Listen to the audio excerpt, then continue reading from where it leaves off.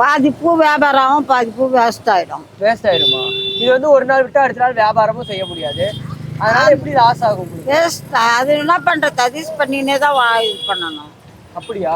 சரி, உங்களுக்கெல்லாம் டெய்லி வியாபாரம் ஆனாதான் வாழ்வாதாரமா, இல்ல அதை தாண்டி ஏதாவது வேற எதுவும் பண்றீங்களா? நீங்க பூ மட்டும்தானா? பூ ஒன்றுதான். எவ்வளவு வருஷமா பூக்கடை வச்சிருக்கீங்க? 40 வருஷமா. 50 வருஷம் இருக்கும். 50 வருஷம் 45 வருஷம் இருக்கும். 45 வருஷம் 50 வருஷம் 45 வருஷம் 45 வருஷம். அது சும்மா 40 வருஷம் இருக்கும். அக்காட்ட ஒரு விஷயம் கொடுங்க.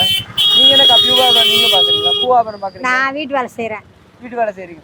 உங்களுக்கு சரி மழையினால என்னென்ன பாதிப்பு? என்ன பண்ண, குளிர்ல கூட போயிட்டு தான் வரேன். சாமான் நிறைய போடுவாங்க, 2 கூட சாமான் போடுவாங்க. மாசம் 3000 தராங்க. ஒரு நாளைக்கு 50 ரூபாய் மெனி கணக்கு போட்டு 3000 தராங்க. 3000 தராங்க.